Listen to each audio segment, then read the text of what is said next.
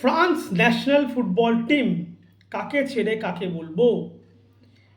সবথেকে deadliest attack নিয়ে বসে আছে, সবথেকে স্ট্রংগেস্ট প্রবাবলি অন পেপার সবথেকে ডেডলিয়েস্ট অ্যাটাক, অন পেপার সবথেকে ডেডলিয়েস্ট ডিফেন্স নিয়ে বসে আছে, মানে সবথেকে স্ট্রংগেস্ট ডিফেন্স নিয়ে বসে আছে ফ্রান্স ন্যাশনাল ফুটবল টিম। যে টিমের অ্যাটাকে Dembele, Mbappe, Barcola, Desire Doue, Rayan Cherki, Marcus Thuram, উফ, কি প্লেয়ার! কিলিয়ান এমবাপে এরা থাকে, সে টিমের অ্যাটাককে যে কারো ভয় পাওয়া উচিত। মানে উইং থেকে দৌড়াবে কে? এমবাপে, বার্কোলা, ডুয়ে, ওলিসে, মানে এক সাইডে ডেম্বেলে দৌড়াচ্ছে, এক সাইডে ওলিসে দৌড়াচ্ছে। কাকে আটকাবে টিম? মাঝখানে কিলিয়ান এমবাপে দাঁড়ায় আছে। We all know that Kylian Mbappe is causing a problem in Real Madrid, but Mbappe is good. Mbappe is a good scorer. Mbappe can score good. Marcus Thuram আসবে, Bradley Barcola আসবে, ডেসরি ডুয়ে আসবে, Ryan চেরকিকে নিয়ে কেউ কথাই বলছে না। ভুলে যাচ্ছে রায়ান চেরকি কি লেভেলের প্লেয়ার। অ্যাটাকিং মিডফিল্ডে যদি রায়ান চেরকি থাকে কাউকে লাগবে না। মানে ওদের ওদের যদি রাইটে ওলিসে, লেফটে ডেম্বেলে, ফরওয়ার্ডে এমবাপে, আর অ্যাটাকিং মিডফিল্ডে যদি চেরকি থাকে, কে আটকাবে টিমকে? কে কার কার দম আছে? কোন ডিফেন্সের দম আছে? আরে এত ট্রানজিশন মারবে, ডিফেন্ডার একটু পরে দেখবে যে চেরকি ভিতরে ছিল, একটু পরে দেখবে ওলিসের ভিতরে বসে আছে, চেরকি বাইরে দাঁড়ায় আছে। ডেম্বেলে রাইট থেকে লেফটে চলে গেছে, এমবাপে মিডল থেকে লেফটে চলে আসছে, ডেম্বেলে মাঝখানে দাঁড়ায় আছে। কাকে কাকে মার্ক করবে? Hmm to mark the most deadliest attack in the world cup? But কিছু সময় প্রবলেম হয়। একটা বাংলা একটা প্রবাদ আছে, অধিক সন্ন্যাসীতে গাজন নষ্ট। শুধু অন পেপারে স্ট্রং টিম থাকলেই হয় না, সেই টিমটাকে অন ফিল্ডে গিয়ে পারফর্ম করতে হয়। মনে করুন আপনার কাছে অনেক কিছু আছে, অনেক অস্ত্র আছে, আপনি অনেক কিছু জানেন, বাট সেটা রাইট টাইমে রাইট প্লেয়ার ইউজ করতে পারলেন না। এরা একসাথে ভালো খেলতে পারলো না, প্রপার কম্বিনেশন খেলাতে পারলো না। সেই তুলনায় দেখা গেলো একটা উইক টিম, হয়তো অন পেপার উইক টিম লাগছে, তারা কম্বিনেশনে ঠিকঠাক দিয়ে দিয়েছে, তাদের ক্লিক করে গেছে। তো ফুটবল এরকমই একটা স্পোর্টস। একসময় পিএসজি অ্যাটাকে নেইমার, মেসি, এমবাপে ছিল, পিএসজি কিছু জিততে পারেনি সেরকম কিছু। কিন্তু এখন পিএসজি অ্যাটাকে দেখা যাচ্ছে ডেম্বেলে, কোয়ার্সকেলিয়া অ্যান্ড ডুয়ে। এরা কিন্তু দুটো চ্যাম্পিয়ন্স লিগ জিতে দিল। Dembele, Kvaratskhelia, Doue is not better than Mbappe, Neymar and Messi. Individually they are not good than them, but ওরা একসাথে ভালো করছে।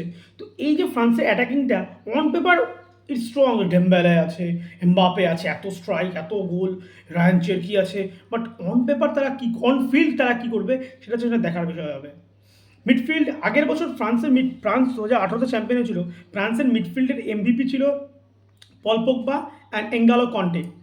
তো 2022-এর ওয়ার্ল্ড কাপে কান্টেও ছিল না, পোগবাও ছিল না। পোগবা তো ফুটবল থেকেই হারিয়ে গেছে, কান্টে সেবার ছিল না। তো এবার আবার কান্টে আসবে। আর এঙ্গালো কন্টে কীরকম লেভেলের ওয়ার্কলোড নিতে পারে সবাই জানে। তবে রাইট নাও এঙ্গালো কন্টে ফেরানবার্গে হয়তো খেলে, নেদারল্যান্ডে হয়তো খেলে, আই থিঙ্ক সো। তো রাইট নাও এঙ্গালো কন্টে, 2018-এর N'Golo Kante is not the same. কীরকম খেলতে পারবে সেটাই দেখার। চুয়ামেনি আছে, he provides physicality, but recent season ভালো যায়নি। আদ্রিয়ান র্যাবিও কেমন খেলবে বলা যাচ্ছে না, মানে কারো সিজন ভালো যায়নি রিসেন্টলি। হ্যাঁ, জায়ার এমরি আছে, ওয়ারেন জায়ার এমরি, ভার্সেটাইল মিডফিল্ডার, ভালো খেলছে। তো এটাই মিডফিল্ড নিয়ে আমার একটু চিন্তা আছে যে এদের মিডফিল্ডে, হোল্ডিং মিডফিল্ডে কেমন খেলবে, বল ক্যারিটা কেমন করবে। অ্যাটাকিং মিডফিল্ড ভালো, হোল্ডিং মিডফিল্ড কান্টে যদি ঠিকঠাক খেলে দেয়, কান্টে আর র্যাবিও বা চুয়ামিনি এরা যদি ভালো খেলে দেয়, এই টিম ডেডলি হয়ে যাবে। মানে চুয়ামিনি, র্যাবিও, কান্টে, এমরি চারজনের মধ্যে চুয়ামিনি আর কান্টে যদি ঠিকঠাক খেলে দিল, এই টিম চলে যাবে। চুয়ামিনি যদি ডিফেন্সিভ মিডফিল্ডে আর হোল্ডিং মিডফিল্ডে মানে বল ক্যারি করার জন্য এঙ্গালো কন্টে যদি সবখানে থাকে, এই টিমকে আটকাতে পারবে না। কারণ অ্যাটাকিং অলরেডি ডেডলি আছে, ডিফেন্স অলরেডি ডেডলি আছে। ডিফেন্স আর অ্যাটাকিং মাঝে সমন্বয়টা যে করবে সেটা হচ্ছে ইম্পর্টেন্ট মিডফিল্ড। তো মিডফিল্ডে একটু সমস্যা আছে এই টিমে, আমি দেখতে আমার যা মনে হচ্ছে। আমি জানি না ভালো পারফর্ম করতে পারবে কিনা, আশা করছি ভালো খেলবে। হ্যাঁ, সেটাই দেখার। এবার যদি আমরা ডিফেন্সে শিফট করি, আবার দেখতে পাবো দুর্দান্ত ইব্রাহিম কোনাটে, উইলিয়াম সালিবার ইঞ্জুরি আছে। হ্যাঁ, তো হয়তো প্রথম দিকে খেলতে পারবে না, দেখা যাক পরে কী হয়।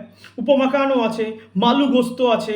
তো প্রত্যেকেই দুর্দান্ত প্লেয়ার, প্রত্যেকে দুর্দান্ত ডিফেন্ডার, এবং প্রত্যেকের সিজন যথেষ্ট ভালো গেছে, যথেষ্ট ভালো defender. Ibrahima Konate Real Madrid join করছে। উপমাকানো কয়েকদিন আগে রিয়াল মাদ্রিদের সাথে লিঙ্ক আপ ছিল, বাট রাইট নাও বায়ার্ন মিউনিখে আছে। সালিবা ফাইনাল পর্যন্ত গেছে, ফাইনালে দুর্দান্ত খেলেছে সালিবা। আনফর্চুনেটলি হেরে গেছে টাইব্রেকারে, বাট খেলেছে। মালু গোস্ত ভালো ডিফেন্ডার। লেফট উইংয়ে হার্নান্ডেজ ব্রোস থাকবে, থিও অ্যান্ড লুকাস হার্নান্ডেজ, দুজনেই দুর্দান্ত ডিফেন্ডার, সাথে লুকা ডিনেও আছে। এবং রাইট উইংয়ে আই থিঙ্ক জুলস কুন্ডে খেলবে, বা মালো গুস্তো রাইট উইং খেলতে পারে, দেখা যাক রাইট ব্যাককে খেলে। কুন্ডেই ফার্স্ট চয়েস হয় সাধারণত।